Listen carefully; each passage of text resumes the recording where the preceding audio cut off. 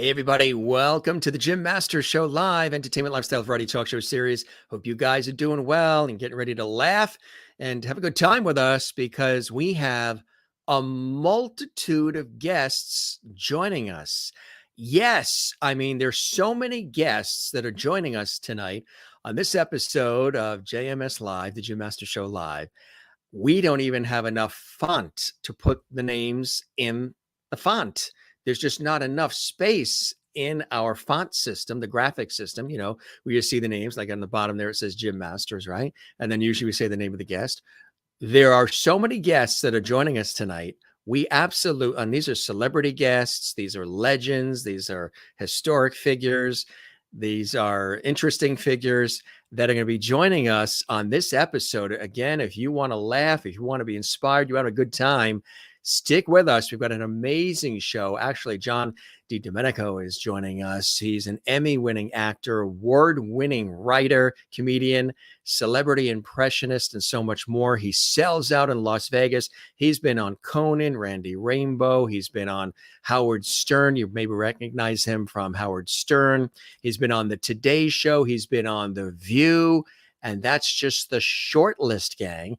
And he's coming to us from his home in Las Vegas, Nevada, and joined by a lot of incredible characters. He's known for his Donald Trump impression, which is so spot on. It's absolutely incredible. Again, John is an epic entertainer and performer. He's hired by many to do a lot of incredible things. When he does his shows, they always sell out.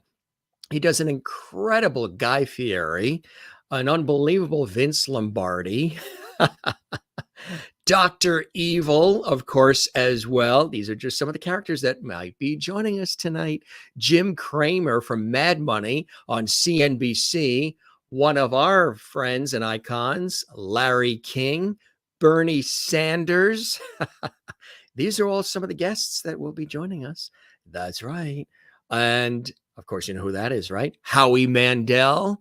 Yeah, and it's so spot on, his impressions. But of course, he's a writer, actor, and comedian as well. Of course, how do you not know who that is? Ozzy Osbourne joining us on the show as well. We've got Austin Powers in the house. I know a lot of you love Austin Powers. Yeah, Austin Powers is joining us. And again, this is just a short list. Even Donald Trump is going to be making a visit to the Jim Masters Show as well. And he was in Los Angeles magazine recently. We're going to talk about all of that. Yeah, we're going to have fun tonight. Lots of laughs, lots of levity. Life is crazy. Life is short. Life is precious. Got to smile. Have some good times. And Dr. Phil is going to join us as well. And there's Dr. Phil, looks like with a Kardashian too. And there's Donald Trump again. Jay Leno's going to stop by. More of Dr. Phil. We know who that is, right? You know who that is, Steve Irwin. We may even hear from Richard Nixon and my dear friend, Regis Philbin. Yes. The love guru may be able to answer some of your questions. Mort Feldman stopping by. The most interesting man may stop by as well. And James Lipton from the Actors Studio. Fernandez. Father Guido Sarducci, you may remember from Saturday Night Live. Ed Sullivan himself. Dick Clark. Peter Falk. Columbo. Yeah. Burt Selmore may be with us as well. Billy Mays, of course, from all those infomercials, and Wayne's World, Wayne Campbell, Sean Connery. It's incredible, isn't it? Emeril Lagasse, of course, too. Even Ben Franklin himself might be stopping by. These are just some of the folks that may be stopping by. But of course, John himself is incredible. He's been doing this work for quite some time. Emmy nominated actor, writer, comedian, best of Las Vegas impersonator. He has been performing as Austin Powers and Dr. Evil since 1997. In 2007's People magazine, they wrote that Austin Powers was the best He has portrayed the international man of mystery all over the world, including Bangkok, Thailand, Munich, Germany, Rome, Italy, and of course, swinging London. John is best known for his award-winning Donald Trump impersonations, seen on ABC's The View, the National Trump Contest, and the Laugh Factory's International Trump Competition. John was immortalized as Trump on the Las Vegas Wall of Honor as well. He has been performing Donald Trump since 2004 and is the official Trump for Conan O'Brien. He was on over 52 episodes, Slate's Trump cast over 200 episodes, Fox TV's Let's Be Real series, Chelsea Handler, of course, you knew on Netflix, TBS's The Heckler, Red Eye, over 50 appearances, Planet America, over 225 episodes, Fox and Friends, Randy Rainbow, Glenn Beck's Blaze Network, and many other diverse outlets. John has been heard on The Howard Stern Show, James Corden's show as well, Stephen Colbert, also the voice of Trump on the best-selling audiobook, The Method to the Madness. John has also made hundreds of live appearances as Donald Trump around the globe, including the European Parliament in Brussels, London's famed Dorchester Hotel, the Rainbow Room in New York City. He's headlined in Totally Outrageous Brunch at the Sahara SLS on the Las Vegas Strip as well. As I mentioned, he is hilarious. He is funny, and he's so spot on. I mean, he really nails these characters in such an extraordinary way. And again, some of them may be stopping by the Jim Masters Show live series as well. He's appeared as Trump in 4 feature films, the Fox sketch comedy, Let's Be Real, 13 episodes, award-winning Canadian comedy web series, You Got Trump, The First 100 Days, and his Amazon Prime special, Fake News, Trump Story, which he co-wrote. John has made unprecedented appearances, 12 of them on Today, Australia, and 6 appearances on Britain's #1 rated morning show, This Morning. Did you know that you can also see and hear him on TikTok with over 6.1 million followers, all of which, of course, are watching our show tonight because he told them to watch. And on YouTube, 20 million views. They're all watching. Everybody on Facebook and Twitter, we welcome all of you. All of his own content, too, commercials, animated series, voiceovers, virtual reality apps, even toys. His voice is the only one supplied for Trump as well. Yeah, isn't that amazing? He attended East Stroudsburg University and graduated from Temple University with a Bachelor of Arts in Speech Communications, spent a year as an intern for U.S. Senator Arlen Specter, and he overcame a severe speech impediment as a child to become a performer, and he's grateful for the work as an award-winning actor, writer, content creator, and of course, an incredible impressionist, comedian, and so much more. That's the short list, folks. We have lots of characters joining us here on the Jim Masters Show. And let's welcome live and direct from Las Vegas, the one and only John Di Domenico. He is joining us here live from his home. Now, I bet you expect neon lights and all kinds of flashing. Not quite. He's in his business office. Yeah, baby. Fishing, baby. Hello, Jimmy. Yeah. How are you? Greetings from the East Coast. Yeah. Where are you again? Florida? We are Florida. That would be nice. We're here, right here in the New York area, between New York and Boston, the southern New England coast. And a couple of friends wanted to say hello. Gilligan is here. Oh, Bob Denver. Bob Denver. I got to meet Bob in person. Yes, this was sent by his lovely wife, Dreama Denver, who was a guest twice on our show. Bob sends his love, and so does Don Fullilove, you know, from the Back to the Future movies. Oh, yes. Don was a guest, Mayor Goldie, and he sent this along as well. And Don's checking in to say hello, too. And then we have somebody else later that's going to join us towards the latter part of the show that is a little bit of a surprise. But how are you? I'm exhausted from you reading my resume. I tell you, that's incredible. You did all that and still do all that. Yeah. How'd you get started in all this? How'd you get started as an actor, a comedian, impressionist, writer, and all that? To want to be in the arts and entertainment, my friend. How'd that all start for you? I think I came right out of the womb just wanting to be. I was like canned ham, like right from the start, like 5 years old. I just wanted to be a performer. And I had like what you mentioned, I had a severe speech impediment. But when I did impressions, I was 5 and 6. I didn't have the impediment, which helped people to understand me, because I sounded like Elmer Fudd when I was a kid. But I grew up in a row home neighborhood outside of Philadelphia. So, think Brooklyn, think Queens, South Philly. All the neighbors used to sit out in the late 60s. This is 68, 69. And I would just come out. I'd watch Ed Sullivan on a Sunday night in the summertime. And I would come out. They'd be all sitting out. And here's a 6-year-old kid going, now, right here in our shoe, the fabulous Garbacho brothers and Girl Scout Troop 625. Girls, stand up and show us your cookies. And just for clarification for folks that are tuning in late, perhaps, in case they're not sure of the terminology, the East Coast terminology, row is row houses. Yeah, they're long, like 20, like 25 houses, and they're just right. That's what row means. Yeah. Row homes are Sullivan. Now, right here, sure, yeah. So that's how I started out, was doing that, and doing Sullivan, huh? Yeah, it was Sullivan, and I loved Groucho. I would watch a movie and see Groucho, and I just, hello, I must be going. I came to say I cannot stay. I must be going. So I just loved making people laugh. Yeah. I loved comedy. I loved everything about comedy, and and at that time you could watch movies in the afternoon, and you and I pre-show were talking about all the great talk shows, and there were so many comedians on, and it was just offered up every single day. And then when I went into first grade, they diagnosed me, and I did 8 years of speech therapy and kept learning new voices. But what the speech therapist and speech pathologist were teaching me, unbeknownst to them, other than correcting the way I spoke, was how to manipulate my voice. So throat placement, nasal placement, proper vocal production, where to produce sound, where sound should be. And then when I, years later, when I studied acting, you learn all this again, and how to,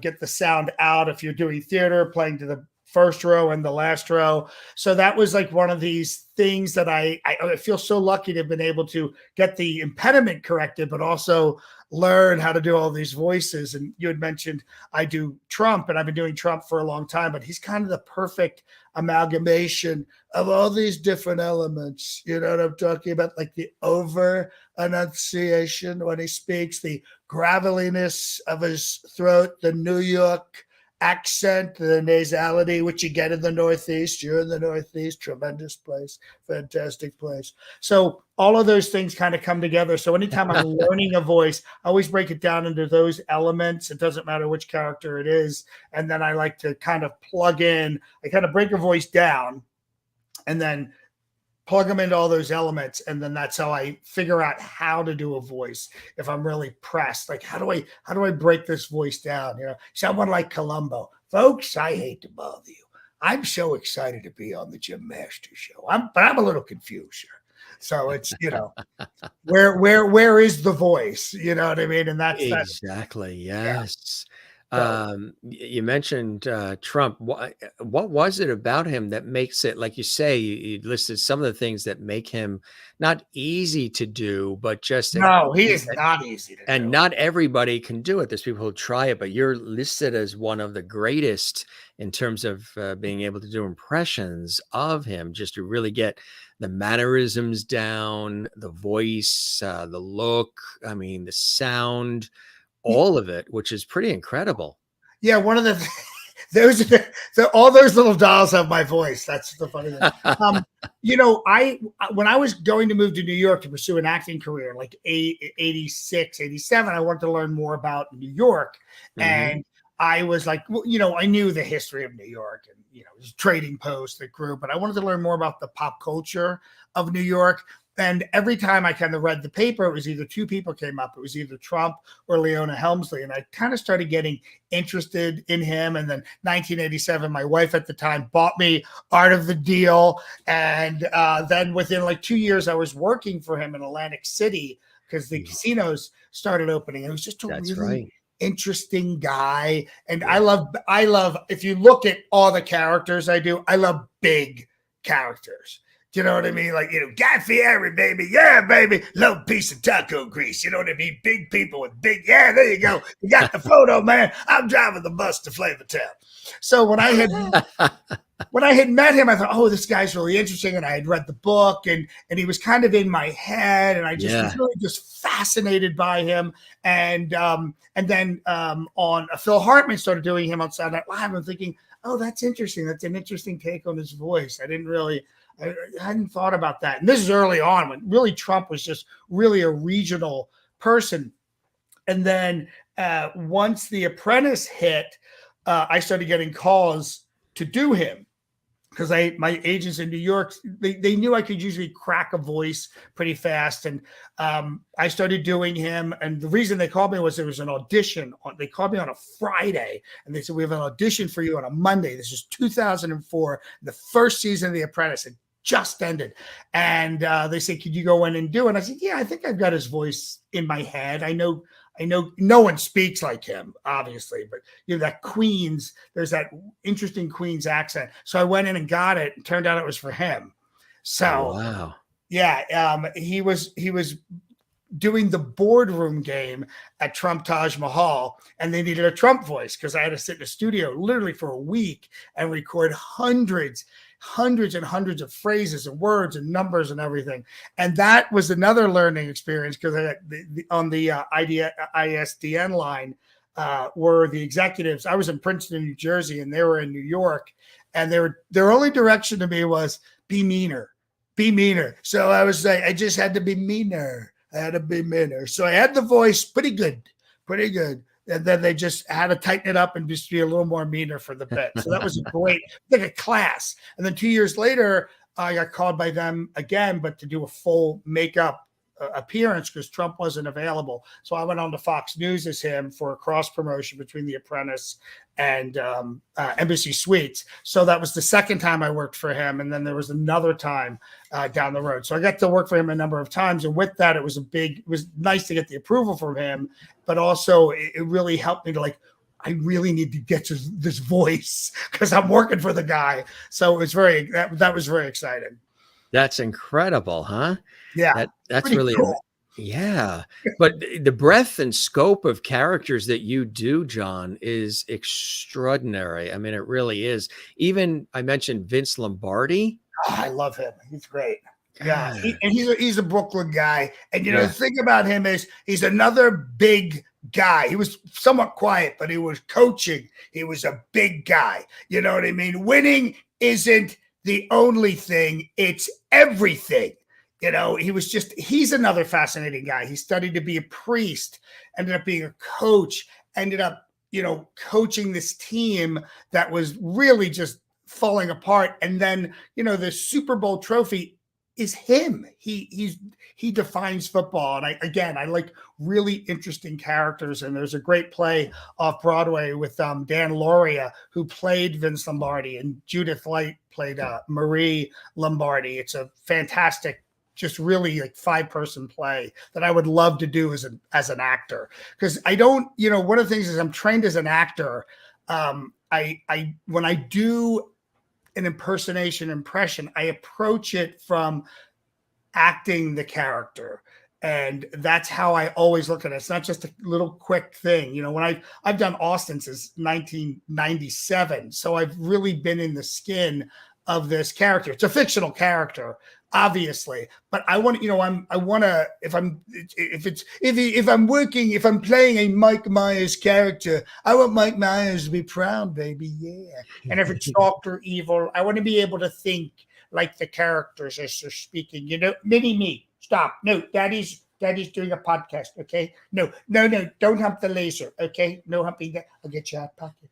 To be able to live within the characters. That's what I want to do. you know. Oh, you're not doing a podcast. You're doing the Jim Masters Show live. That's right. That's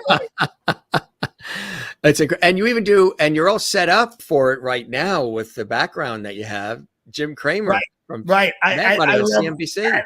He's great. Jim Cramer's great because he's really over the top. He's one of these guys. I told you to buy it. I told you to sell it. Now I'm telling you to do both. He's just one of these high energy guys. Again, another big personality guy. I just love him. You know what I mean? And all right, that one's out. Let's move on to the next one. You know, he's wonderful. And I have my house is pretty much a TV studio because if you ever see any of the YouTube stuff, I have a White House press room set here, and then I have a green room set in another room, and then I have the audio studio for Stern and the voiceovers. So my house has become like a functioning studio, especially during COVID.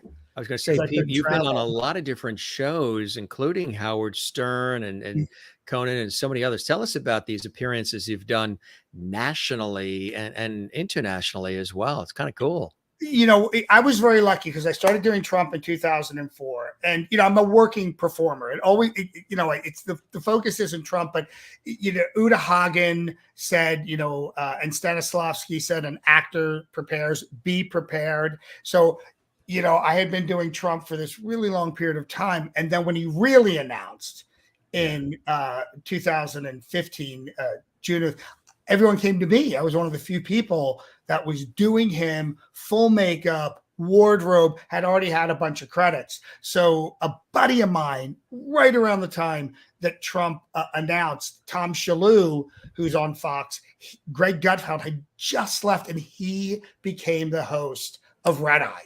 And he said, "Hey, do you want to be our official Trump?" And I was like, absolutely. We'd done a bunch of stand-up together and off-Broadway together.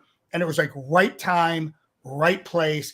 I did a few episodes of that. Ended up doing like 50 over like a 2.5, 3 year period. But Conan's writers saw me, and then Conan picked me up, and I ended up doing like 52 appearances on his show. Then he brought me to Comic-Con every year, so I got to be on stage with him live in front of 3,000 people. I'm here in Las Vegas, but if I had an appearance, I would fly into Burbank, go right to Warner Brothers, shoot my stuff, and then come home, or I would do it remotely in the studio here. So does that make you a Comic-Con artist? Comic-Con artist, yes. If you go on YouTube, look up Captain, what is it? Captain Make America Great, something like that. But but I got to, it was really a dream because, if I did a call in, I was on the phone rehearsing with Conan. If I was there, I'm on stage with Conan. Comic-Con, I was with Conan, but then I would get to meet all these people like Nick Kroll and all these other actors who were on the show, and all the other sketch actors who were like me, like working actors. And these are the people, they're my people. You know what I mean? We are actors, and we gig it, and we kind of like SCTV and all of that. Right. Yeah. Right. And it's funny you mentioned SCTV and Saturday Night Live. Like those are the shows that really influenced me because I want to be an actor, but I want to do everything. That's why I like doing a lot of different characters. And when I do corporate work, I'll do a 2.5, 3 day meeting for AT&T or whatever company, Fidelity. And I'll be 5 characters in the course of those 3.5 days. And I love that. I feel very lucky to do that. I feel lucky to make a living as a performer, but to be able to do what I do and kind of sell it the way I want to sell it. Like, let's open the meeting with this character. And then for the financial part, we do this character. And then for the award show, I'll be Jay Leno. Hey, how you guys doing? Good to see you. Welcome to the awards. And then I'm able to write the opening monologue and then keep the award show really moving through the course of that. So I get to write more and kind of be more engaged with what I'm doing. So do you ever go to therapy? And if you go to therapy, do you do it with Dr. Phil? Hey, and what were you thinking? Today is going to be a changing day in your life. Look, it doesn't matter how flat you make a pancake. It's got 2 sides, okay? Now, John, you can put a kimono on a squirrel, but it still won't speak Japanese.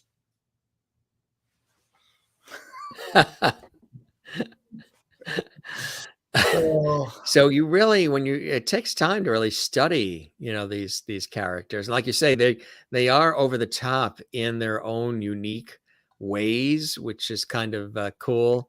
And there's yeah. Dr. Phil He again. is he's a big guy. He's physically a big guy, so his personality is big too.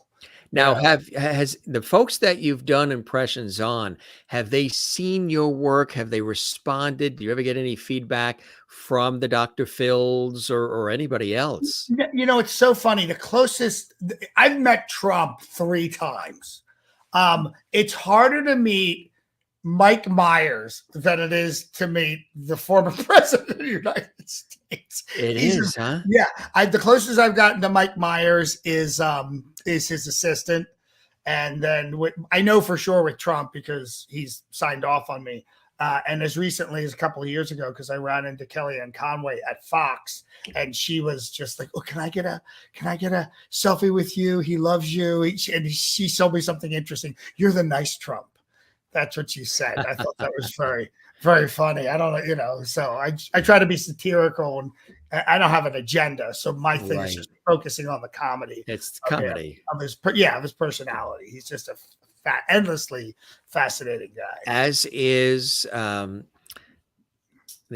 incredible Vermont gentleman, Bernie Sanders. Bernie Sanders. Yes. He kind of cracks me up the way he speaks, because there's a lot of different characters in him, and I have to be careful that I don't slip into Jackie Mason because he's very much like Jackie Mason. And then when you see, right. I think it was Larry David did him. Yes. You can see how much Larry David was Bernie. It was really fascinating the way he spoke. But Bernie, I thought Bernie was going to be a bigger character. I mean, I had my wig person build the wig, so I made the investment, and it didn't happen. It didn't come together, for Bernie the way I was hoping. I didn't think he was going to win, but I thought his star would rise a little higher. Still rise higher. Yeah. Well, somebody we lost him, but you have ways of bringing him back. Larry King. Hello, folks. Larry King live, coming to you live from Las Vegas, Nevada. Doesn't matter where you're from. Las Vegas is the complete opposite. 6 wives, 7 heart attack, got leak. It's unique. All right, for the full hour. He was great. And I have the TV series that I did, Let's Be Real. It was the puppet series on Fox. I'm the, how do I say this? The very last professional job Larry King did was our show, and I worked opposite him. So I was really honored to meet him. He was just, he was not in the best of health. We shot during COVID. We all were masked up and everything. But when our director, Robert Smigel, who you probably know from SNL and Triumph, Insult Comic Dog, when he said action, Larry was like a laser, and he delivered his lines. And we did a lot of, we constantly, Marty Thompson. Buddy Marty's here. Yeah. All the lovities are saying hello from all around the world. We have folks watching from Europe, Africa, Asia, Australia, New Zealand, USA, Canada, Iceland, you name it. They're all here. Good to see you, Marty, as well. Thank you, Marty. You are a super talented bloke. Don't you love that word, bloke? I love bloke. I great word. Everything here in the U.S. guy, pal, buddy. I love mate, but bloke, all that stuff. It's so wonderful. I met Marty through his brother Jason, who he and I had connected. Is a great personality. They've both been on the show and multiple times, and they're super talents, huh? Oh, they're so guys. Great. And it's just to switch topics, but Jason and I connected on social media, really liked each other's work. We thought it was great. And then he said, "Hey, it was when I was living in New York." He was like, "Hey, I'm coming to New York." And I was like, "Hey, let's meet." Yeah. So we met in New York. And I just think it's such one of the benefits of social media. He made a request. He did a super chat. Thank you very much, Marty. You're the best. We appreciate that. Marty, thank you. Says, ask him to do an Australian accent. Oh, an Aussie accent. Well, let me tell you, this is when I started trying to crack an Aussie accent, I noticed a lot of these guys Russell Crowe, all these Aussie accents, Guy Pearce, when they speak, they've got these Carl Urban, very, very deep voice when they speak, like that. And then when they do an American voice, it sounds like this. And I always thought that was fascinating. Like the British, they do that too when they sing and they speak with the British English sound. And then when they sing, it's all of a sudden they could be from, I always thought it was interesting with like the Beatles. Yesterday, all my troubles seem so far away. But you hear a country singer here and it's like red car, cold beer. It's like you're hearing that accent, but you're not hearing the British accent. It was amazing. The enunciation. It's really amazing for sure, and really cool. You even talk about, I mentioned historical figures. You've done quite a few. Ben Franklin, too, is in the house, gang. Ben Franklin, yes. I had to read his biography to figure out how he spoke with a very light British accent that he had a little bit of an affect of. And that's the way I decided to do Benjamin Franklin, because he was a very curious fellow and very intelligent. So, I had no guide on how to do his voice. So I had to just figure out the very light British accent, very kind of a London kind of thing, a little over enunciation. But he's a fascinating, another fascinating guy, 14-year-old, writing articles in newspapers, which I don't think most 14-year-olds could do today. Keeping on that British theme, maybe not as light and articulate, perhaps, Ozzy Osbourne. Oh, what's going on, man? This is the Jim Masters show. Sharon! Dual booze on the road again. What is going on, man? You got the whole lip thing, the jaw thing. You get the tremors. Rock and roll! What's going on, man? Yeah, I loved. Any bats flying around in your room? Or did you ever watch the Osbournes, the TV show? Yes. There was one episode where the reality show they did. Yeah. Oh my God! There's one episode that they did where it opened, and he's he's sitting at the counter in the kitchen, and he's drawing. Yeah. Yeah. And I'm like, I was like, great. He's truly an artist, like Tony Bennett. He's an artist. In the entire episode, you can't see what he's doing. And at the very end, literally the last minute of the episode, they turn around, it's a stick figure, and I'm like, yeah, this is Ozzy. Yeah, I'm getting on, man. Going on. Who's seen my cane, man? That is so funny. Yeah. Gang, thanks for all these great comments coming in. If you'd like to comment live during the show, subscribe to our YouTube channel, Jim Masters TV. It's a special gift, is the ability to chat in our JMS Lovity chat room when we're live. Don't forget to give us a thumbs up and leave a comment on our YouTube channel as well. It's so good to have everybody watching from all around the world. We actually have a video where Donald Trump is endorsing Dr. Oz. Oh, this one. Okay. Oh, this one. That one. Yeah, it's relevant and a little topical. And here it is.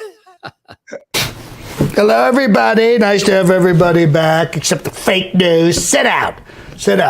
All right, so it's election season, and there's a lot going on, a lot of primaries, as we all know, and everyone I've chosen, every candidate has won. I'm batting 1,000, folks, batting 1,000 like I always do, and I'm going to keep doing that in Pennsylvania with Dr. Mehmet Oz on May 17th. Dr. Oz is going to win because I picked him, and if he doesn't win, I also picked Kathy Barnett as my backdoor candidate. Barnett.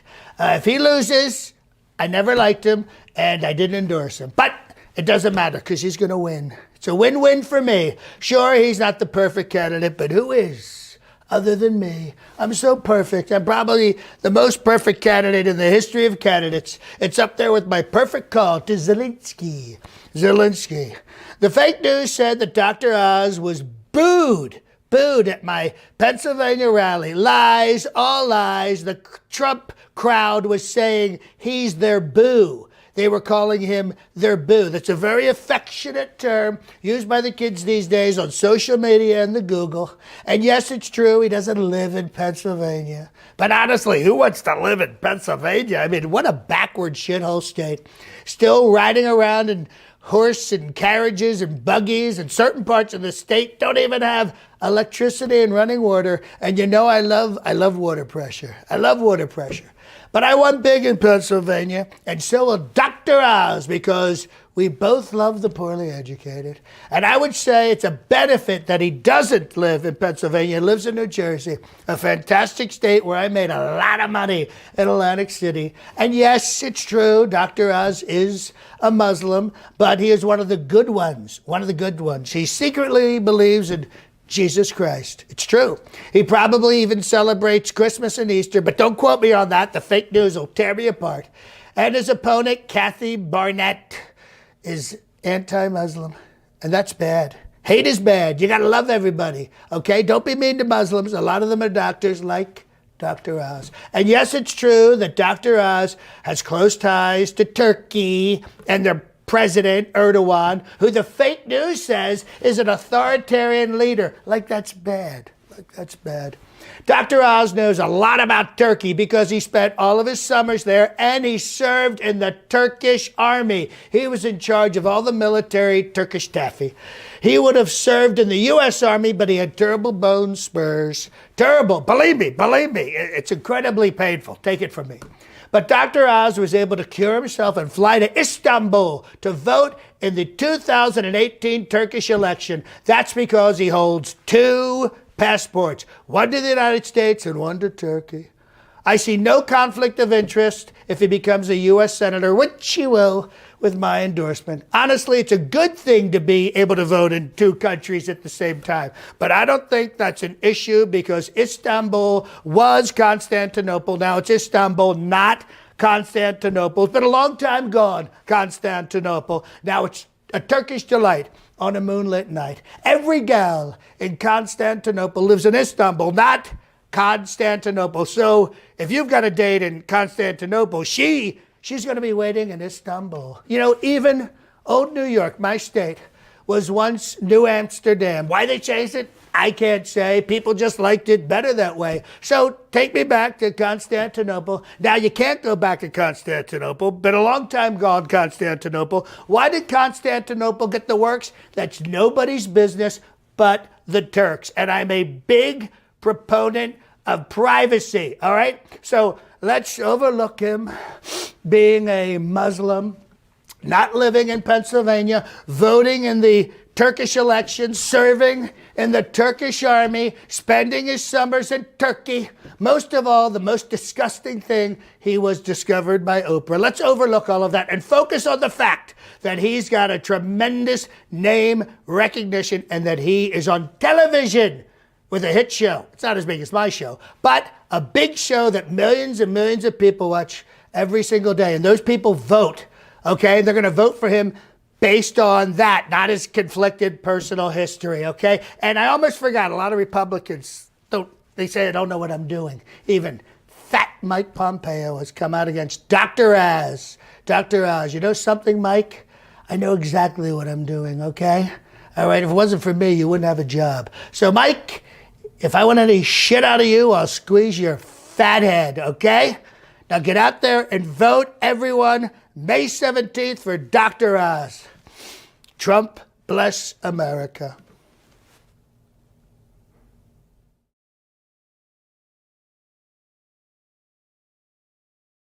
Oh, thank you for playing the whole thing. Well, you got to give it context. You got to let it breathe, right? You got to let it breathe. It's one of my favorite songs. You know, take me back to Constantinople. I can't feel that. And when Oz announced, I'm like, I got to write something where I get that song in there. Trump sings the song. So that is funny. I mean, you really do have him down, Pat. You really do have the mannerisms, the voice, the whole thing. That particular one, if I'm actually going faster than usual. Yes. Because I had to. because I couldn't change the cadence when I hit the song. So Yeah. if I backed it out to the beginning, and it's one of those things. For anybody who watches my other videos, I don't speak that fast, but I had to do it for that particular one, because I was going to sing essentially. Right, exactly. Yeah. And, it's really incredible when you think about it, because you just have it down to a T, and you've received a lot of fanfare, a lot of accolades, a lot of recognition for the way you do him, right? Oh yeah, I got a lot of press. Awards And and I think, part of it is I had a really long runway to kind of really break his voice down. And when he did announce, I always go back to whatever impressions I'm doing, because it's very easy to start doing an impression of your own impression. So right. I'll go back and watch the Austin Powers movies, and I'll listen to Austin, and I'll listen to Dr. Evil, and I'll listen to Fat Bastard, just so I get make sure I haven't overtaken the impression. So when I went back in like 2015, I said, how can I really fine tune his voice? And I was thinking about, who else is from Queens, New York? And the only other person is Christopher Walken, and Walken has got that thing, that staccato. And if you really listen to Trump, he's got that same staccato.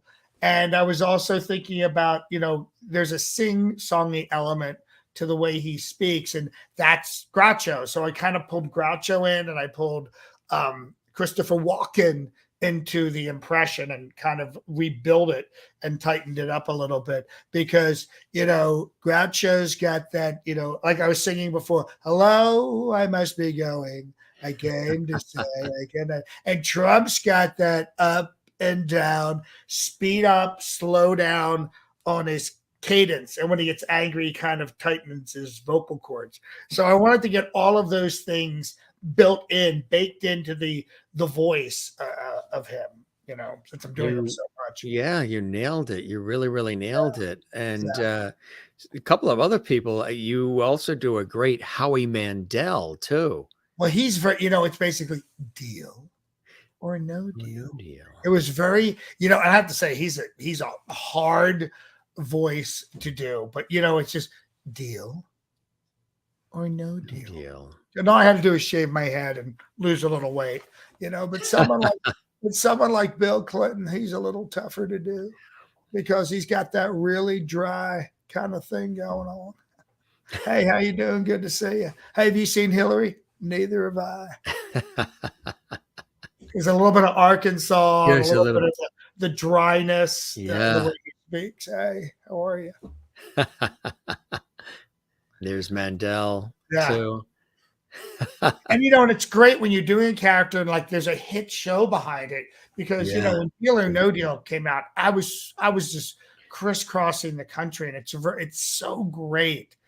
You're a performer, to be in demand and have people to want to book you, and to be like, in San Diego, and then in Chicago, and then in Orlando, and then, it's pretty amazing. It really, really is. We actually have a clip of the Howie Mandel too, so folks can really experience you in action. Here is John as Howie Mandel. I think you might even think it is Howie. Here it is.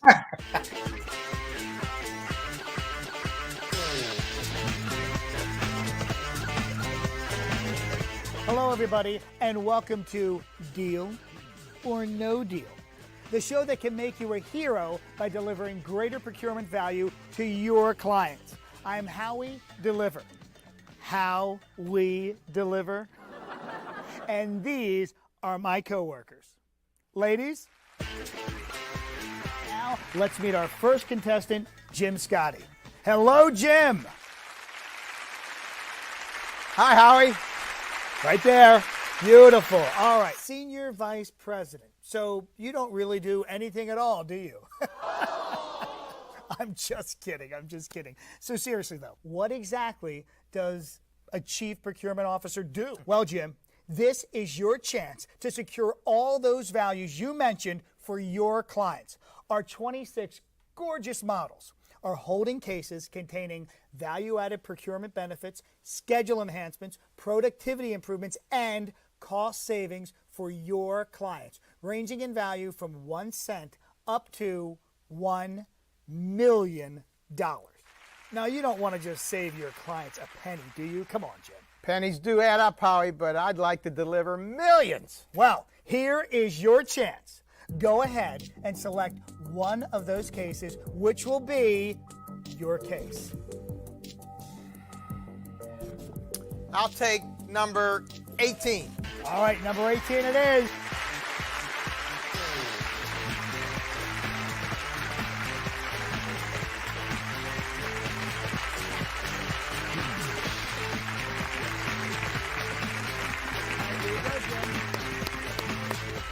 Why this case, Jim? Open the case. Well, there you go, Jim. We know that $75,000 is not in your case. And by the way, Jim, have you ever heard of the fund? Now, time to open another case. What do you think? My birthday is October 7th, so I'll take 22. Okay. Leanna, 22. Open the case. Jim, the $1 million is still in play. Open another case. Do I have to? Yes, you have to. You know, that's the bread and butter, man. That's the corporate work. That's what, you know. But you know who I also saw there a little bit, and it's probably the Philadelphia connection. Mandel and a little Joey Lawrence, the actor Joey Lawrence, a little well, bit. luckily it wasn't Joey Pesci. You know what I mean?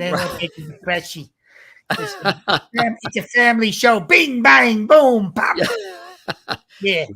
We even have a little bit of Regis Philbin. Hi, this is Regis Philbin on the set of my new show. That's right, I'm coming back to television. Now, it's kind of like Who Wants to Be a Millionaire, but a little different. We don't have the same budget we used to have. It's going to be Who Wants a $25 Groupon to Red Robin. It's going to be huge. Now, it's not on TV. It's going to be on the interweb, and you can watch it anytime you like. So make sure you tune in, and don't watch Kelly and that Michael Strahan. They're horrible.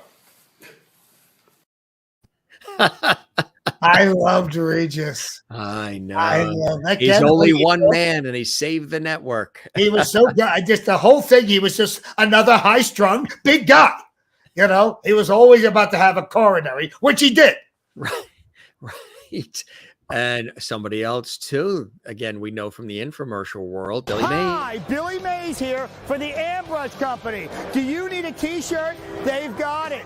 Do you need baseball caps? They've got it. Are you looking for a canary yellow polo shirt? They've got it. Do you need jackets with the CertaPro logo on it? They've got it.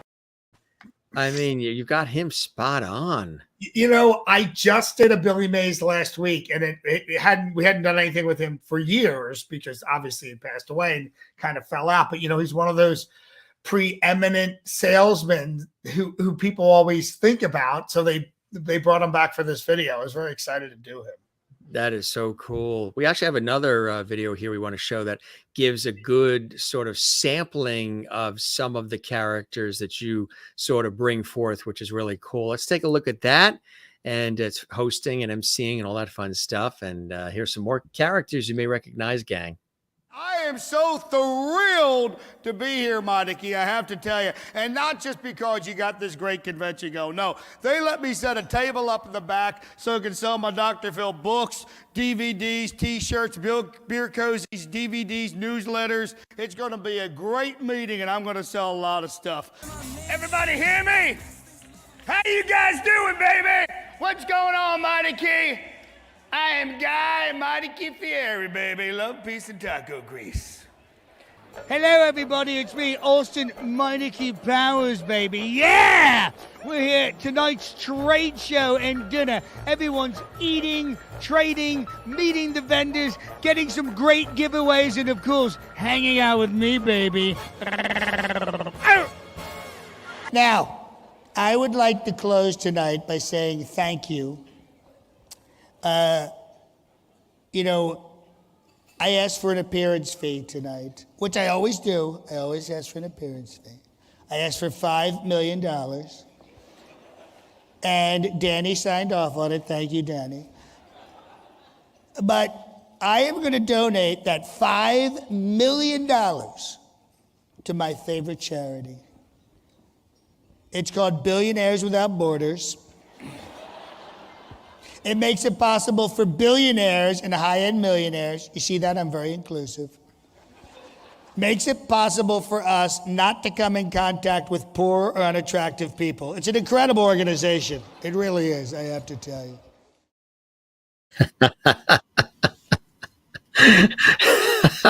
That was a fun meeting. I had to do a lot of characters.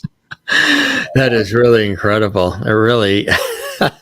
I just want to say hi to Linda. She's left some really wonderful comments. Thank you, Linda. Yes, yeah. Linda has been commenting, and Austin Pam says I'm a Field has been genius. commenting. Thank you, Pam. You're a genius, and Austin Field says you do the spot on Trump as well, which is so true. And thanks for these great comments, everybody. It really is funny. It's extraordinary. Are you always adding characters to your repertoire? Are you always finding different people that sort of grab you, and you're like, I gotta add that guy in, or that person in? Yeah, the funny thing is, like, Feldman. I love Mike Feldman. What are you talking about? I love, that's basically like my Billy Crystal character. Yes. What are you talking about? Let me tell you something.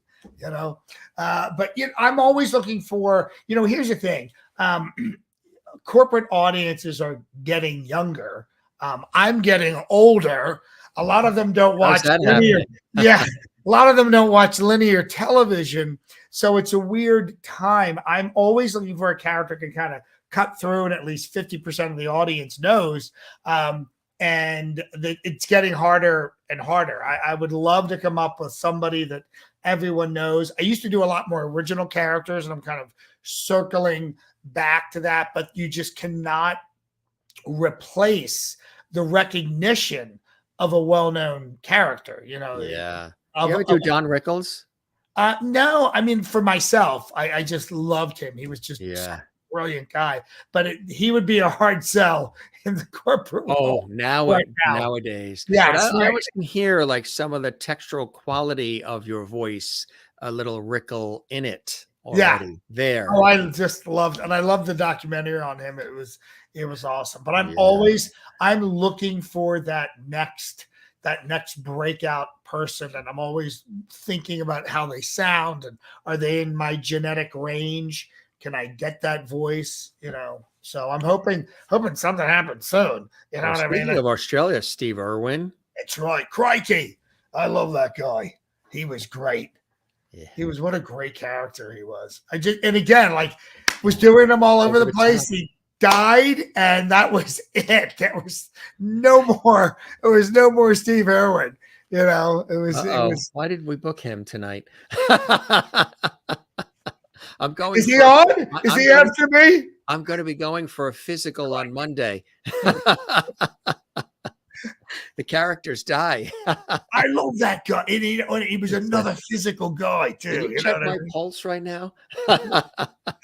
Richard Nixon too. Another one. Yeah, that was that was very popular at the time. I had the first album I ever bought was Richard Nixon, A 4-Year Fantasy by David Fry. And it was so influential to me because on that album, David Fry did 40 voices. That's right. And I hadn't really heard anybody before. And I'd seen him on Sullivan doing Sullivan, and I saw him doing his Richard Nixon. And the opening sketch of the album, it's actually it's like a narrative. It opens with Nixon meeting the Godfather. Don Corleone, I need a favor. I'm in so much trouble. And then, Brando, how can I help you? You never came to my daughter's wedding. I was just saying to Pat the other day, we just don't see enough of the Corleones anymore. So it was very funny. And I love him so much, and he's such a big influence on me. He's here in my office. Oh, wow. Because he wrote his own material, and that album, I never heard an album like that. It was just, it literally had a beginning, middle, and an end. And he took you through this journey of what Nixon was, happening to Nixon. Probably the biggest influence on me as far as satire and what I do with Trump with all of the videos. And on that album, like I said, he did virtually all the voices, but the person who did the remaining voices that he didn't do, and this is 74, 75, was Gabe Kaplan. Oh, Gabe, welcome back, Cutter. And then he took off and he got that show, and it was huge. That show was, unbelievable. And remember, he did Groucho Marx and he did impressions. And I just, to me, that was like, wow, the guy on this album, when you're like, I don't know how old I was. Yeah, I was 10 or 11, like, the guy on this album's on a TV show. And it just had a huge impact on me on how to present the characters and how to weave other characters in and tell a story and write it structurally. So you're not just doing and I love Frank Gorshin. I even knew him, but you're not just doing a single, hi, I'm Jack Nicholson. And, I can't do the joke. It's an adult joke. But it wasn't just turning around and turning back and doing Jack for 5 seconds. What Fry did was he made it a story. So it was almost like a movie. And if you could bring it to life, you'd see all those characters that he was doing at the same time, which I always thought was the coolest thing ever. That is so cool. Is right. Yeah. Absolutely. You also took on, speaking of food, Emeril Lagasse. Yeah, bam! I thought he was, he was one of those first great corporate characters. And then with him, I feel that Emeril, his big personality, and I was actually even on his show. Were you? Yeah. His personality gave birth to Guy Fieri, baby. Because he's even bigger than Emeril Lagasse. Because Emeril had the BAM, and then Guy had the driving the bus to Flavortown, baby. He really just he just kind of took it and made it even bigger, and has all of these. If you've ever watched, and I'm sure a lot of people watch Diners, Drive-Ins, and Dives, he has just so many sayings that you can repeat. I love it.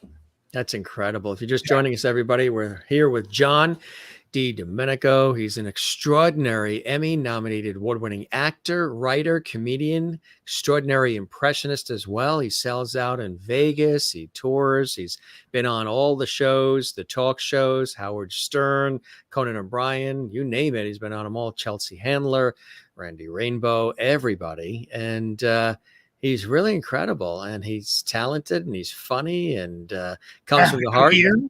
Right. Trained actor, the whole bit. He does it all. And he's also sometimes, as needed, you can call the crisis hotline if you need relationship advice from the love guru. That's right. Guru Pitka. I got to, I was doing a lot of those parody films at one point. And I got to do Guru Pitka. Actually, his name was Guru Shitka. The real character's name is Guru Pitka.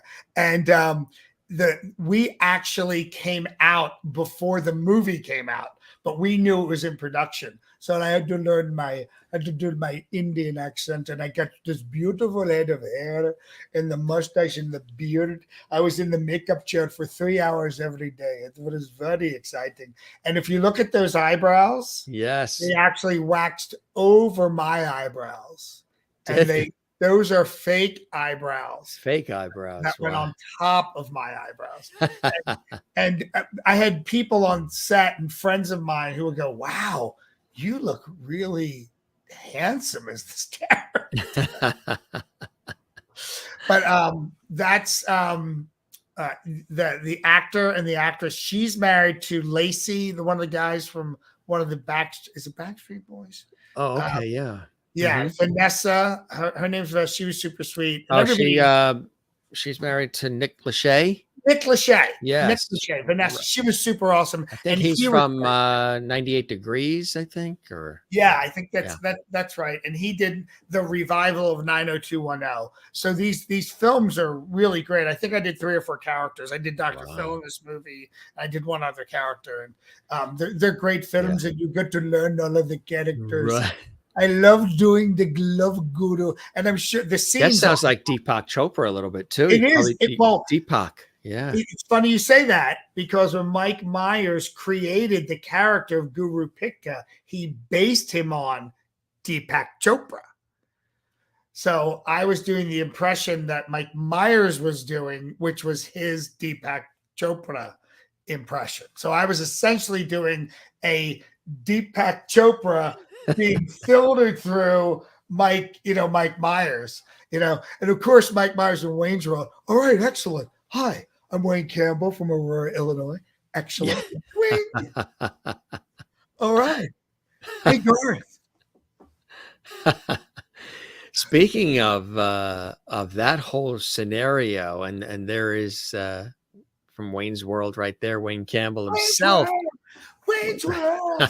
Excellent. Party time. All right. Can you believe that came out in 1991? I cannot believe that long ago. And also, in addition to just it takes you back when you just look at it. You also have done Father Guido Sarducci, also from SNL. I loved the Father Guido Sarducci, Don Novello. He was so great. He had some great stand-up bits, and he did the Italian UFOs, the UFOs with the aliens are coming down. But of course, he did the 5-minute university. Everything you remember 25 years after you graduated from a college. It's only 5 minutes instead of going for 4 years. Right. Funny. Just a really hilarious sketch. I loved it. And I had mentioned big characters and all that kind of stuff. What I loved about Don Novello and Father Guido, if people remember this character, it was such a sweet, innocent kind of character. And he had so much confidence as a performer. He would go very slowly, and there weren't a lot of punchlines, but they were just humorous. His bits were really, really humorous, as opposed to fall down. It wasn't a setup and a punch. He didn't have like a standard structure. It was just these funny stories, and I really love that related to it. And also the point where he wasn't always. He didn't know what he was saying some other times, which I think is great for certain characters. Right, exactly. And sometimes that adds to the beauty of the character and the attraction to the character as well. Somebody else that you do very well, we've lost him as well, but he was really the main guy at the Actors Studio, James Lipton. James Lipton. Well, it's interesting that you've brought that up. Yeah. And I have a few questions for you. And if you get to the pearly gates, what do you hope God says to you? I just had to do a video with him recently. So I loved, it's funny because when he did the question. What took you so long? Right, exactly. Because it would be 120 by the time we get there, right? I loved his pomposity, and he would use words sometimes that would just fit. But we just shot a video. The reason I have this card was I had to do a James Lipton video for somebody, for a corporate client, and I had bought literally a foot and a half of cards. I had to get these stock. This was paper stock, and then I had it cut in half. So, Dick Clark. Dick Clark. Yeah, I got to do him a lot. In fact, that photo is in Times Square for the Times Square Foundation. So with Dick Clark, it was really just me being me and just being a very nicer version of me on the show. And we're going to ring in the Rockin' New Year.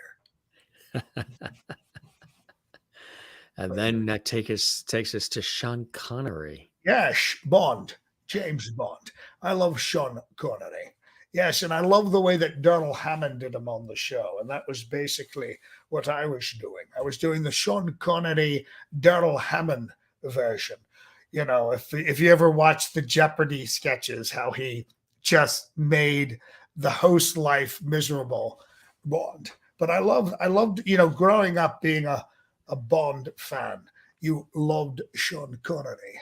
because he had that deep Scottish voice, and he was just so manly. Even his chest hair had chest hair. We've got another video. This shows some of your incredible corporate work as well with the characters. Let's take a look at that as well, gang.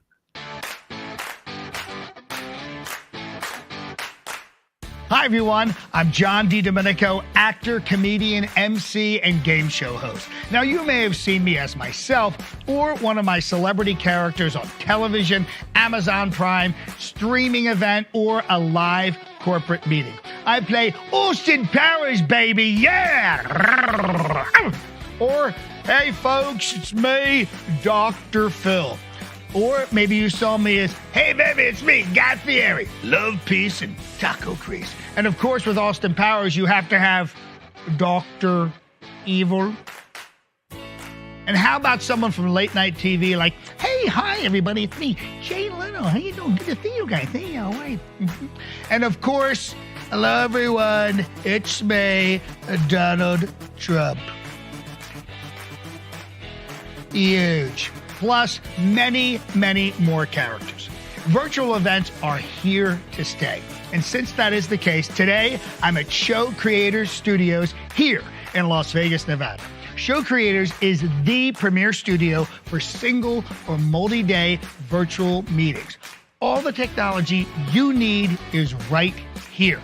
Want me to host your meeting in a 4K beautiful studio with a state-of-the-art video wall? We can do that. Do you want to see the faces of every single one of your attendees from around the world? Hey, everybody, I need your attention. Hello! Oh, consider it done. We have multiple stages with multiple camera angles so your event can move from a live speech of your CEO back to me seamlessly. This is what we do. This is a real studio. It's just like watching a television show, but it's better because everything here is interactive. Plus, we can have your core team in studio with us. And of course, we're in Las Vegas, baby. You want name acts for your virtual meeting that headline on the Strip? We can make that happen. Everything from headlining magicians, singers, comedians, and Cirque du Soleil acts.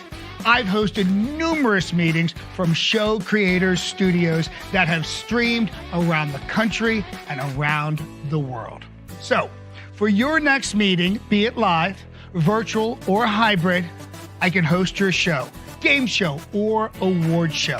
For holiday shows, we have an entire menu of interactive events. Karaoke, name that tune, and bingo with hundreds and hundreds of players. Thanks for watching. I'll see you online for your next streaming meeting with me, John Di Domenico, from Show Creators Studios here in Las Vegas. Who is that guy? Cool, I tell you, huh? Yeah, that was fun. Studio, beautiful. That video we did in one take. There's no breaks. That's fantastic, right? I don't know why I was like, I'm gonna do this. You were on it. One take. You were on it. They were like, there's no reason, John. We can cut it. I'm like, we're doing it. One day wonder. One take wonder. Took 10, but I got it. You nailed it. But what a great studio that is, huh? Oh, state of the art. So you do a lot of absolutely fantastic. Yeah, and we did. I've done a lot of meetings for global companies that have an office in London and Chicago and LA, and and we get people.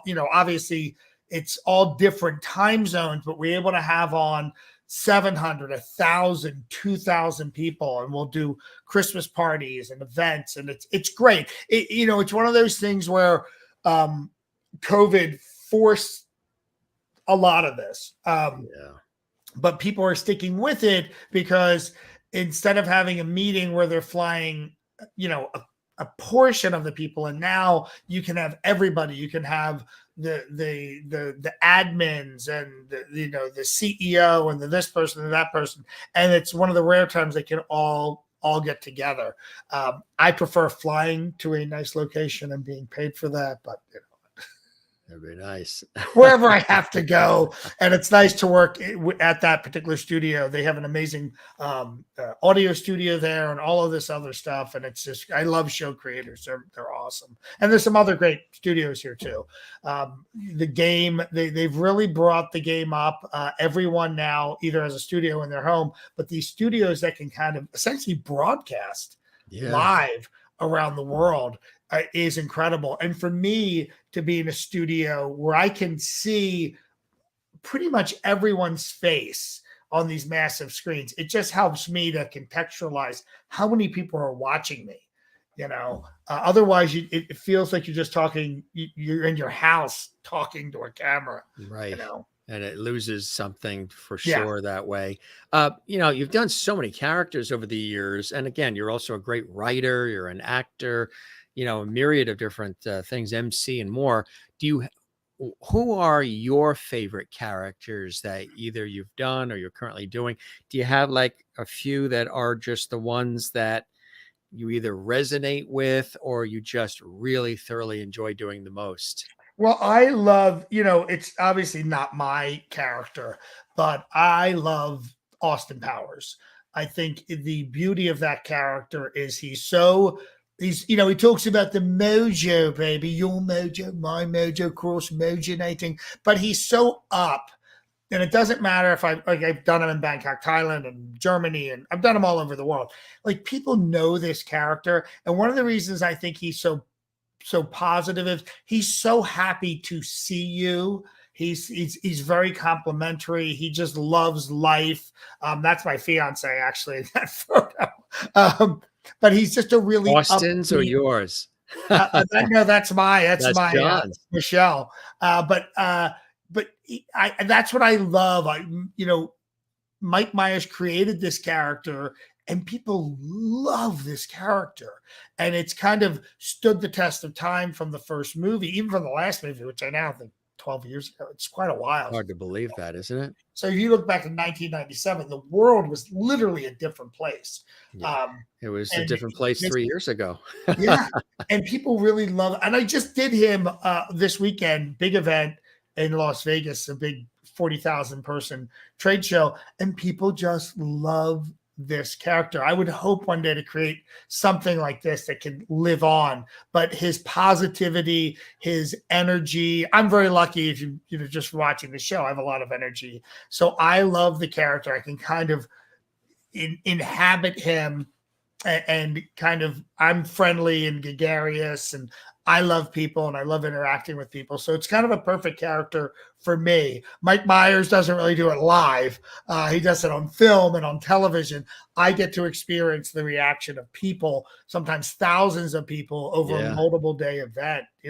I'm doing Delta's Global Village event, which 35,000 people. It's all their employees.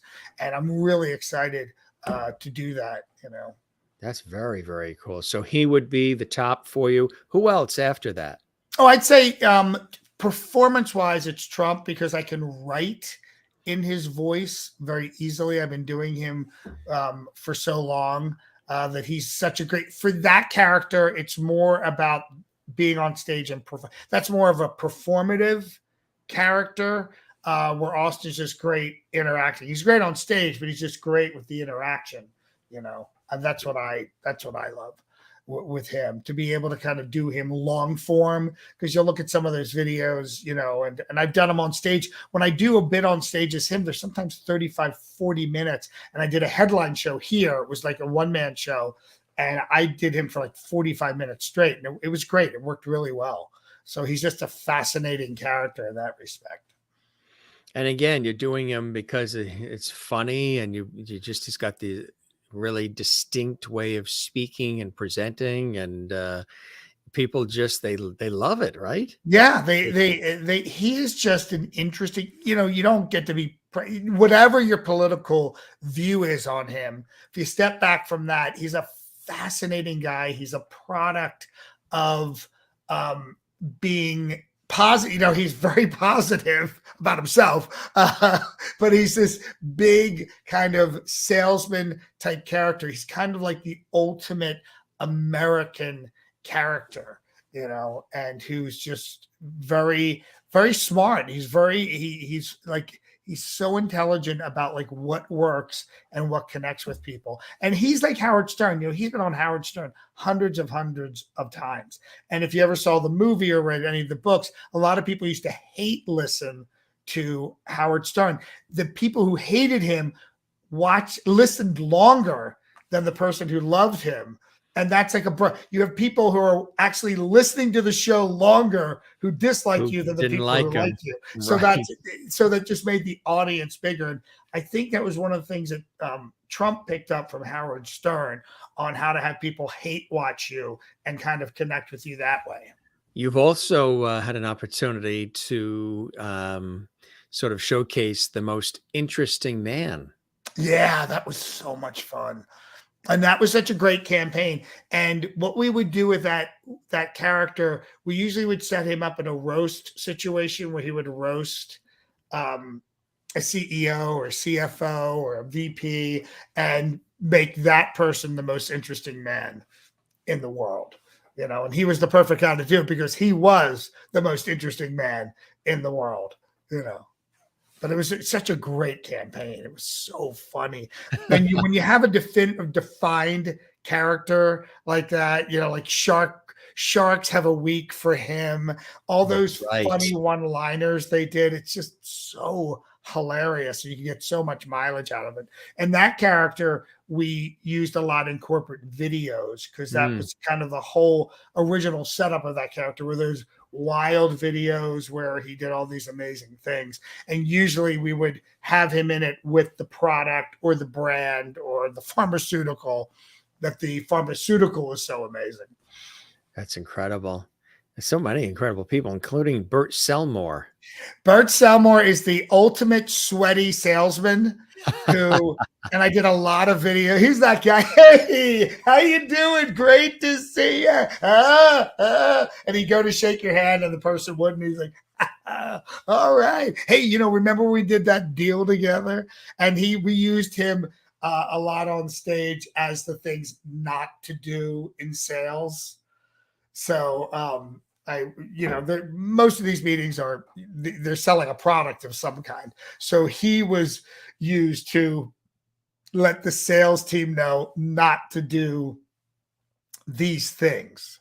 And that's kind of unlimited in a way. Why don't we just do what we used to do and take them to a strip club and get them drunk and take some photos? What about that?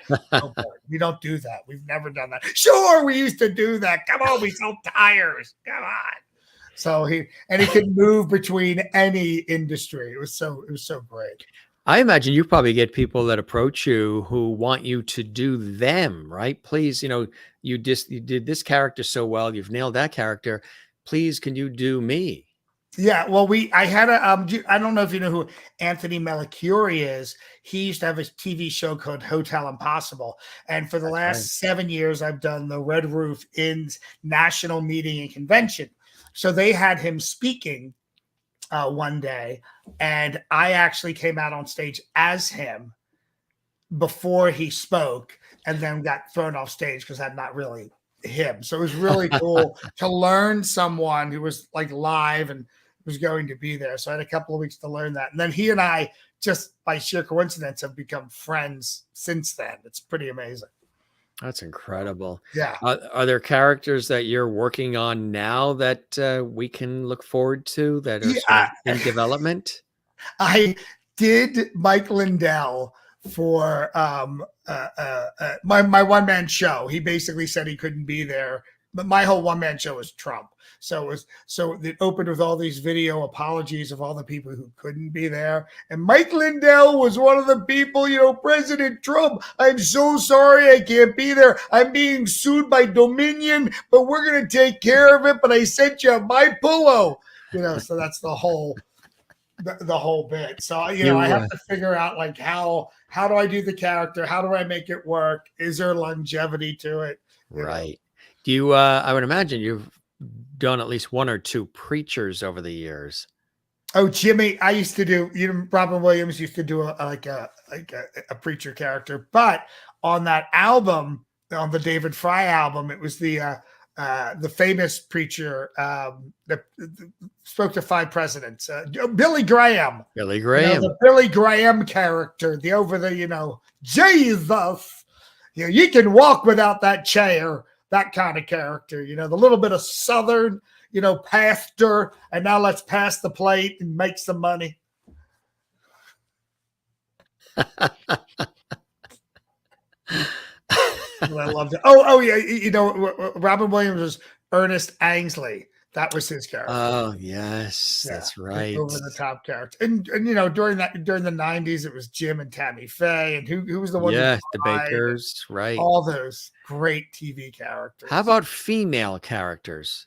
I've never, other than Linda Richmond, which is a the Mike Myers character from Long Island. You know what I mean? Rhode Island. It's neither a road nor an island. Discuss, that kind of character. But I had so many female friends that I started with in theater and then in improv and sketch comedy. I know it's a big legacy thing in Britain because, in Shakespeare's time, the men had to play the women because women weren't allowed on stage. But I never got it. I never got into that. And I would never want to take away a female role from one of my friends who are incredibly funny. And it's really tough to be a female in any part of, comedy, stand-up comedy. It's just, so we had that Barbara Brighton on. She does a great Joan Rivers. Oh, Barbara's amazing. Yeah, she's terrific. She's there with you in Vegas. She's here with us in Vegas. I'll probably see her tonight. I'm going Tell to her I said hello. Yeah, she's great. And I think she's scheduled to do stand-up like next week at one of the places with 3 pretty well-known comedian. So she's another person. She just loves comedy. She loves audiences. She loves making people laugh. And it's this is like a calling to be a comedian. You know what I mean? Because it takes a lot, and there are a lot of easier ways to make a living. That's for sure. But you really funny people in your family. What's that? Did you come from a funny family? No, not really. My dad was a steel worker with a 9th grade education. He was a World War II veteran. He rarely spoke. It's a funny thing. What I learned from him is, which is, I learned not talking for a while and then saying something funny is funnier than just talking all the time. Constantly talking. Right? Constantly talking. Right. It had a lot more power. My mom was wonderful. She was my greatest audience. She listened to every joke. But my brother Michael has a great sense of humor, and he was operating as my comedy editor for a while. And then my brother Steven's really funny. He's a salesman. So you have to be funny to be in sales. He really was. I mean, at one point, he was the number 1 car salesman in New Jersey, Pennsylvania, and I think Delaware. He ran C&C Ford.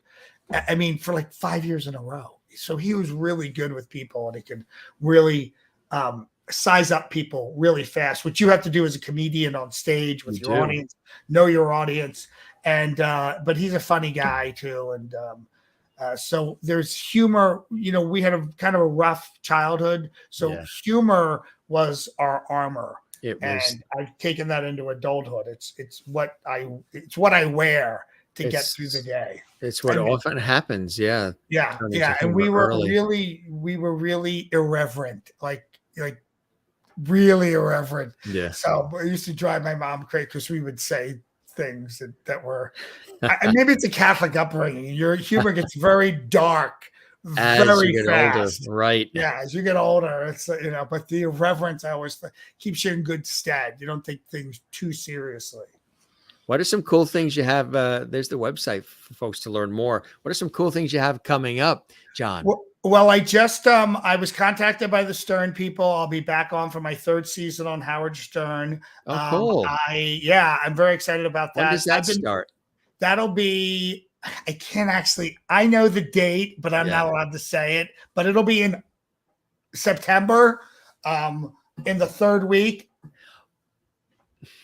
Yeah. I don't know why they're very odd about that. I can promote. They always tell me you can promote it after you're on. And I'm always like, can you hear what you're saying? Right. That would really help if I could say this in The advance. third week is the best week of September anyway. That's my birthday week, the Yeah, it 24th. has a number 2 in it and a number 1 in it. So, right. yeah, we'll Just on figure the that cusp of my birthday. well, happy early birthday. 24th. Yeah. And there's a show in Australia, oddly enough. We've been talking about Australia. I'm the voice of Trump on a show called Planet America, where I do his quotes. I used to do his tweets and then his quotes. That I'm coming back for my 4th or 5th season on that show. So I record everything midweek and they send, obviously they're a day ahead of us. But it's a great show, Planet America. And then I don't have anything other. There'll be some live shows here in Las Vegas, but since COVID is essentially over, I started going out on the road again. So I'm pretty much booked once we hit like mid-September on through the beginning of September. So I'll be crisscrossing the country and doing Red Roof Inn's national sales meeting and convention again. Mako, cool. Who I've worked for I've hosted their meeting for 23 years. Better get Mako. Yeah. And they're just an incredible client. And I've broken out a lot of characters there and they're just awesome. So, and a lot of times if I'm somewhere and there's downtime, I go try to perform at a club nearby. If I talk to the owners and say, hey, can you possibly get me on stage and give me a guest shot? So that's cool. What I do. Here's that other, showed you, Don Fullilove was here earlier. Gilligan stopped by. Mr. George Burns is with us. George Burns. You know, him and Gracie. You know, Frank Gorshin did a great George Burns. Yes, he did. You know Holly Ferris? Has Holly Ferris been on the show? Oh, Holly Ferris. Yes. The fantastic trumpet.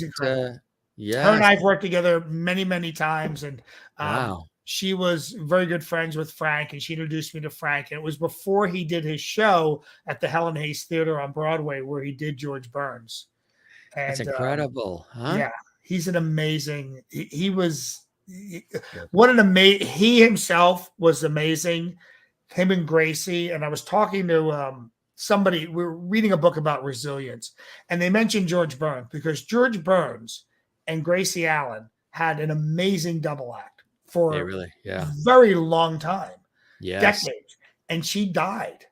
That's right. And the guy was by himself and he was distraught, but he restarted his career as a solo act and became even bigger. The movies, oh God, and everything else. All those Sunshine Boys, all those. Yes. And, he's one of those wonderful comedians that has this legacy and this lineage. And it's one of the beauties of comedy beyond acting, because comedians like Robin Williams and George Burns and Henny Youngman and, Rodney Dangerfield, they stick with you.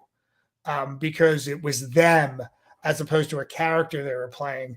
And that's why you kind of bond with comedians. And that's why the country, just fell apart when Robin Williams unfortunately committed suicide, because they bring such joy and laughter and mirth and comedy. And you have this personal connection with them, and when you lose them, that's really tough. But what George Burns did, and I love him so much, he just reinvented himself and got out there as a solo act. And so many people, a lot of people don't even know about Gracie Allen. They just know the second half of his life. They know him. Exactly. Yeah. My aunt collected dolls, and that got passed down to me. It's a collectible George Burns. So he pops in towards the latter part, and he said, you absolutely knocked it out of the park tonight, John. He thoroughly enjoyed all of this. Thank you so much. Talented guy. And I want to say a thank you to Pam and Linda. I really appreciate all of these wonderful comments.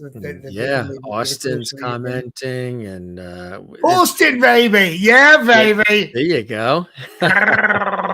Austin Field and Austin Powers.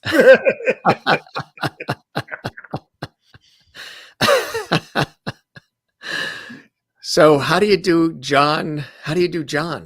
Oh, I just forget. Do you sometimes forget how to do John? Never. If you've been divorced twice, you never forget.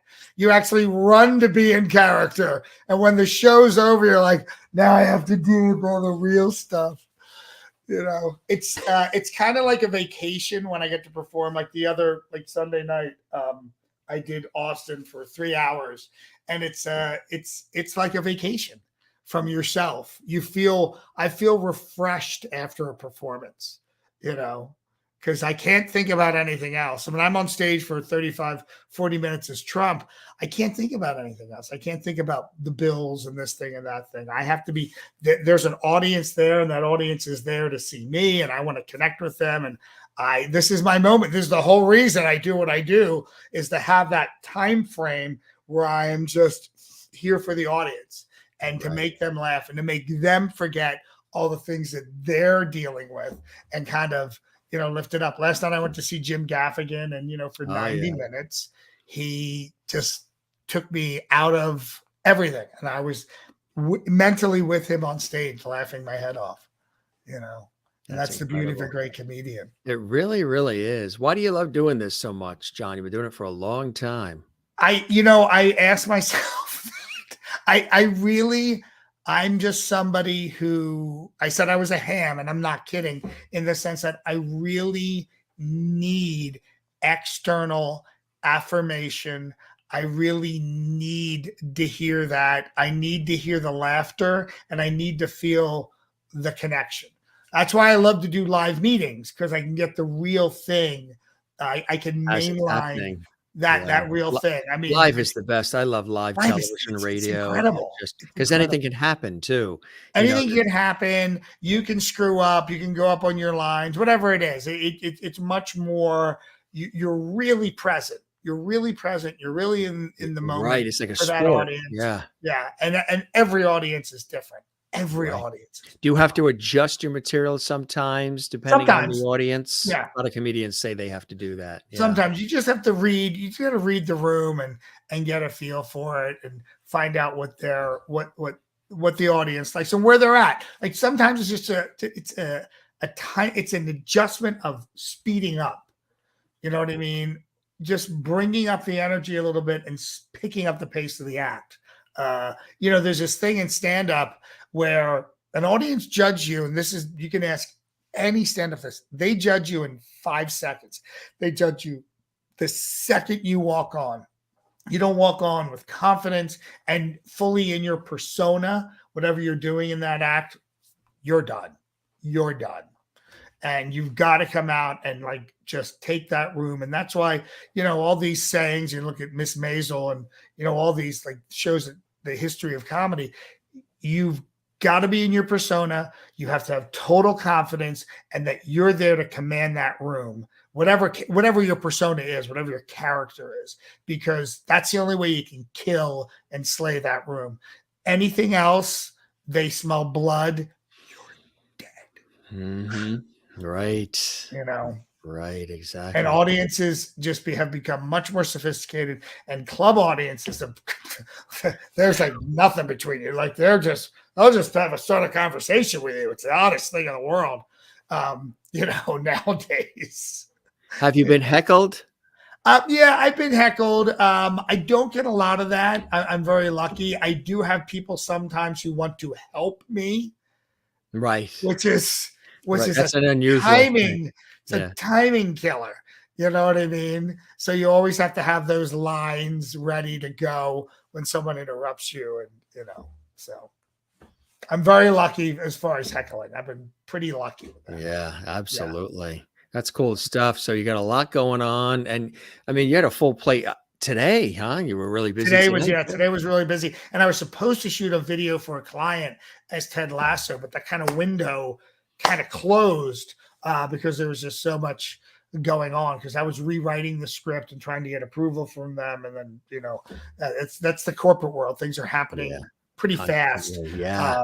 And a lot of companies are kind of scaled down to a few people. They really are now, right? Yeah.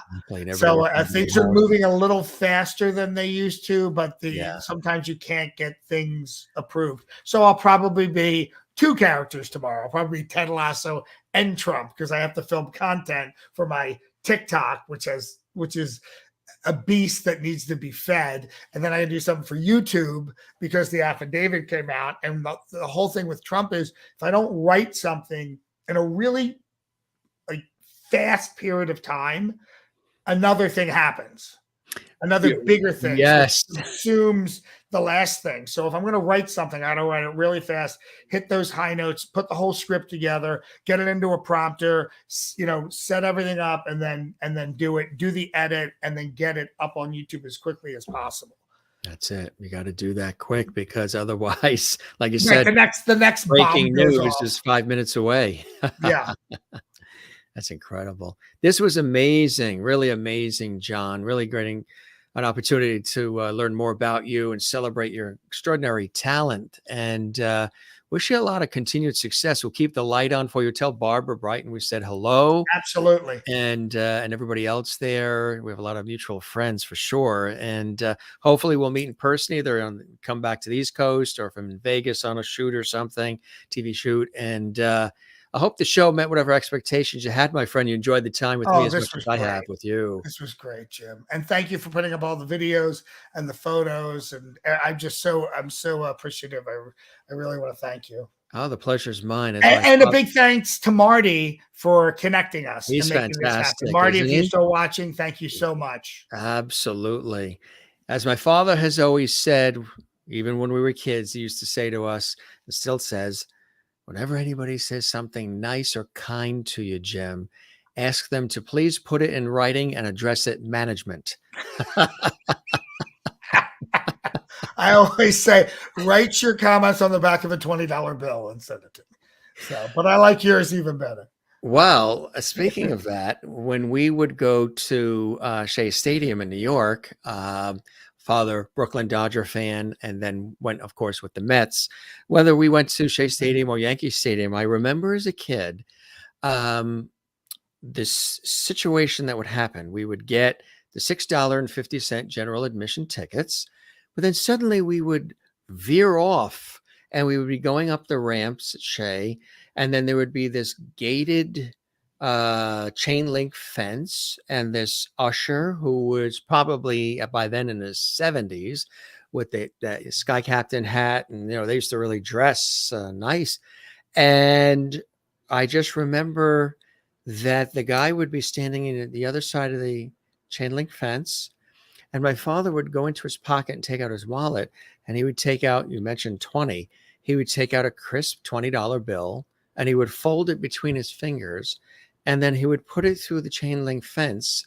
The older gentleman in that usher uniform at the stadium never turned around, but his hand would come, meet my father's hand. He'd cup the 20, then it went in his pocket, and suddenly that chain link fence opened and box seats were being dusted off for us. Wow. And he would say to the usher, "This is from Jimmy the Cardinal." That's so funny. Isn't that something? Yeah, I have Does that not sound very New York or very Philadelphia? Very, I'll tell you, having lived in New York, Yes, you or need very to carry Philadelphia. like a wad of money just to grease everybody. Your doorman, the guy who pulls your car out, I used to say this, everybody in New York has their hand out. The hand is there. From the right? second you leave your So apartment. we tend to be very good tippers, if Yes. not over tippers. Good tippers, but who expect something For for the the tip. tip. You know what I'm talking about? A little something for you, get a little taste for you. But you gotta, you guys do something for me. Do you get back to Philadelphia at all? Yeah, prior to COVID, I was there pretty. I tried to get there at least twice a year. I love it there, and I love New York because I was pretty much in New York like once a quarter prior to COVID, because I always had something going on there because I lived there and I had a lot of like legacy clients, and I would just go back and do not only corporate events but private events, and I would appear at the Friars Club because I have a friend who produced shows there. So I'd come in and do stand up at the Friars Club, and I love the energy of New York, and I love when you go there, you come back with something. There's something about the place for performers, actors, singers, dancers that just that are just kind of fulfills you. So. How do you like Vegas? Living in Las I love it. Vegas? I mean, I've been here 11 years. The best move I ever made. I had no idea. I knew it was the right move within weeks of being here, and I was folded into the entertainment community. Everybody here, you know, you go to LA or New York or Chicago, it's all kind of in silos. The actors stay in one silo, the comedians stay in another silo, singers, dancers. Here, it all mixes together. Everybody's incredibly social. Geographically, it's a very small town, and socially, it's a very small town. So this party I'm going to tonight, I'll see a lot of the same people, and there are a lot of entertainment people. And it's great. I don't think I'll live anywhere else because it's so inexpensive. It's so beautiful, you know. And having been a New Yorker, Times Square is the crossroads of the world, but not anymore. This town is the crossroads of the world. It's really becoming something. I know I have a lot of friends that are there, and spread the word about our show. If you know the other folks that you think would like to pop on, it takes a village, and everybody tells everybody. Give my love to Barbara and everybody else. And this was really fantastic, John. Thanks for all the great time, and it was really great seeing and hearing the characters do their thing as well. And you're very talented, very amazing. Thank you, my friend. Thank you for having me on. I appreciate it. Absolutely. Good night, everybody. Continued success. Yeah, which character is going to well, I think Trump needs to say good night. Good night, everybody. You've been an absolutely tremendous audience. Trump bless you, and Trump bless America. Thank you, John. You're the best. You take care and be well. Good night, right? everybody. We'll keep the porch light on for you. Thank you. Appreciate it. Bye. Cheers. Amazing, huh? Pretty cool. Got a chance to hear from lots of different characters on the Jim Masters Show live. And again, he's an acclaimed impressionist, comedian, actor, writer, Emmy nominated, award winning, sells out in Las Vegas, originally from Philadelphia, Pennsylvania. As he mentioned, he lived in New York. He's toured all over, and he does an amazing array of characters. And you see him acting in a lot of other productions as well. Really cool. Fun night tonight. Hope you guys enjoyed it, whether you're watching live or you're watching this Memorex, you're watching this later in the archives. Hope you guys enjoyed it. We're always putting on good shows, lots of fun, interactivity, and lots of terrific guests here on the Jim Masters Show for all of you. We would love it if you give this episode a thumbs up and leave a comment on our YouTube channel as well. That would be absolutely fantastic. That helps us grow and reach more people as well. And don't forget to hit that button there, the subscribe button. Doesn't cost anything. And make sure you click the notification bell so you never miss any of the episodes, because you'll get notified about all the great episodes here on the Jim Masters Show Live Entertainment Lifestyle Variety Talk Show series. Really cool seeing everybody. And thanks. You're very welcome, Pam, and everybody watching literally from all around the world. Cool to have you guys here. We thank John for being on the show. John Di Domenico, Emmy nominated actor, comedian, impressionist, writer extraordinaire, really great guy, very talented and super talent in high demand.